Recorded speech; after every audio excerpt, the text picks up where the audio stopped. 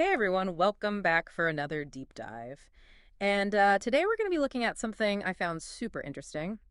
It's called meditative painting. It's this like blend of art and mindfulness. And honestly, just reading about it makes me want to like grab a paintbrush and chill out. We've got some materials here about a specific workshop, and then also just some general info about expressive arts practices. Yeah, this sounds pretty cool. Yeah, I mean, who doesn't love a little bit of art and some mindfulness in their life? right, exactly. So we should introduce the person behind all this.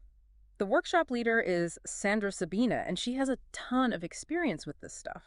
Yeah, and I'm seeing here that she really emphasizes that you don't have to be like a professional artist to do this. It's more about the experience and like connecting with yourself through the process. Okay, so less pressure to create a masterpiece, more about just letting loose and seeing what happens. Exactly. Yeah. I like that. But I have to admit, I'm a little fuzzy on what meditative painting actually is. Like, what does it look like in practice? So it's kind of like a journey inward, Mm. but you're using both movement and art to get there. So there are like warm-up activities, kind of like stretching before a workout to get your energy flowing. And then there's guided meditation with music, which leads into the actual painting. So you're painting while in like a meditative state. That sounds wild. It is. And the key here is that there are no expectations. You're Yeah. not trying to paint like the next Mona Lisa.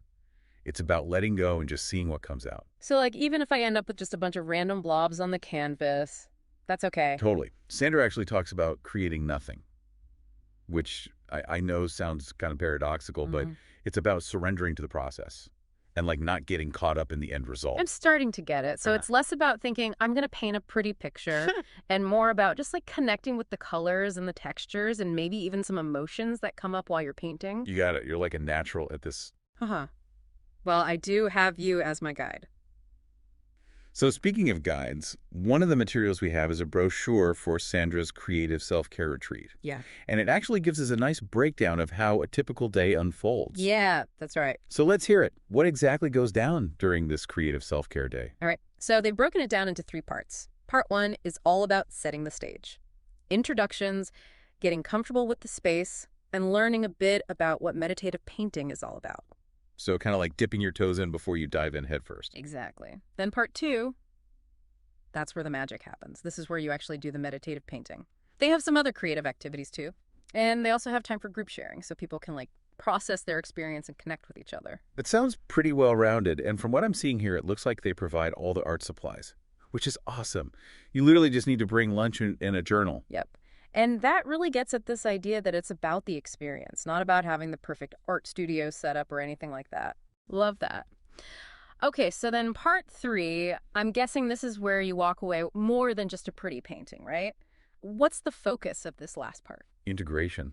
So basically, how to take what you've experienced and actually make it a part of your everyday life. So it's not just a one-time thing, it's something you can actually benefit from long term. Right, exactly. That's really cool, Yeah, especially if you're looking to manage stress or like develop a more mindful approach to life. absolutely. And speaking of mindfulness, I think it's worth taking a step back and looking at how meditative painting fits into this larger picture of like expressive arts and all the benefits that come with that. Okay. Yeah, see that. So like, how does this all connect to mindfulness in general? Exactly. I'm curious to hear your thoughts on that. All right, well, first let's talk about the type of meditation involved here. Okay, sounds good. Because it's not the typical sit on a cushion and empty your mind kind of meditation. You know what I mean? This is more about active meditation, where you use movement to actually help you get into that receptive state. So instead of trying to force my thoughts to be quiet, I'm actually using movement to help me settle down. Yep. Pretty cool, huh? And I don't know about you, but I have a hard time sitting still for long periods. So this type of meditation really appeals to me. Me too. And I remember you mentioned warm-up activities earlier. So are we talking like gentle stretches or maybe even some light dancing? Yeah, I think that's definitely a possibility. It Yeah. makes sense when you think about it. Like if you're stressed or anxious, that tension often gets trapped in your body. Yeah. So moving your body can help release that tension and create space for stillness to kind of emerge. It's like shaking up a snow globe. You need that initial movement to let everything settle and become clear. And that clarity, that Mhm. sense of presence, that's really what mindfulness is all about, right? Yeah, exactly. Yeah. And I love that snow globe analogy. That's perfect. And speaking of perfect quotes, I remember reading this one by Thich Nhat Hanh, where he describes mindfulness as being fully present and alive, body and mind united. And I think this idea of active meditation through movement and art can really help people achieve that kind of presence more easily. I think so too. especially for those who find traditional meditation a bit too well still. Adding that creative expression element just makes it so much more engaging. Totally. It's not just about quieting the mind. It's also about giving yourself permission to express whatever's inside Yeah. without judgment. And that's where this whole idea of expressive arts comes in, right? Exactly. Meditative painting is just one example of this broader practice of using creative mediums, whether it's painting, dancing, music, writing, as a way to connect with yourself and process your experiences. It sounds like a much more accessible and maybe even more fun way to approach self-discovery and emotional well-being. I mean, honestly, it sounds way more appealing than sitting on a meditation cushion for an hour. Right. It's Yeah. definitely less intimidating. Speaking of intimidating, you mentioned earlier that they use a variety of art supplies at the retreat. What if someone's like terrified of paintbrushes and canvases? Yeah, that's a good question. What if I'm someone who hasn't picked up a crayon since I was like 5 years old? Well, don't worry. It looks like Sandra's got you covered. I'm looking at the brochure, and it seems like they offer a whole range of mediums, like pencils, watercolors, even pastels. So you can basically choose what feels most comfortable for you. Oh, okay. So no pressure to be a master painter then. No pressure at all. Remember, the focus is on the process, not the product. There's no right or wrong way to do this. It's just about showing up, being open, and willing to explore. That's good to know. So let's bring this back to our listener for a second. You've got this retreat brochure right in front of you. What would you say are the biggest takeaways, benefits for someone thinking about trying meditative painting? Hmm. Well, the brochure highlights stress reduction, exploring your creativity, and developing better self-care. And to be honest, those are all really good reasons to try it. But I think what's most exciting is how these benefits can actually translate into real noticeable changes in your life. Okay, yeah, let's break that down a little. How could this actually help someone, let's say, struggling with stress? Okay, so picture this. You're having a really tough day. Your to-do list is a mile long, your inbox is overflowing, and you just feel totally overwhelmed. Instead of reaching for your phone or zoning out in front of the TV, what if you could, like, step into this creative space where you can just paint your stress away?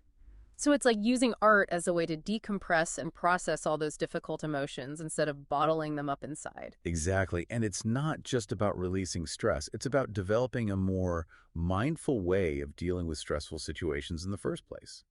Remember, active meditation helps you become more aware of your body and your thoughts, so you're better equipped to notice when stress is creeping in and do something about it before it takes over. That makes a lot of sense. And for someone like me who has always struggled with traditional meditation, this feels like a much more approachable way to bring mindfulness into my life. For sure. And, it's not just for people who are stressed out or looking to become more mindful.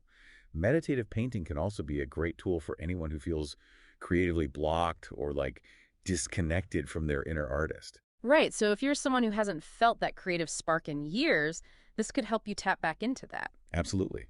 And the best part is, you don't have to be good at art to experience the benefits. Actually, letting go of that need to create something perfect can really be the key to unlocking your true creative potential. I like that. So it's almost like by creating nothing, you're actually creating space for something new and unexpected to emerge. Exactly. It's like you're clearing the canvas, both literally and figuratively, to make room for something authentic and meaningful to come through. That's a beautiful way to put it.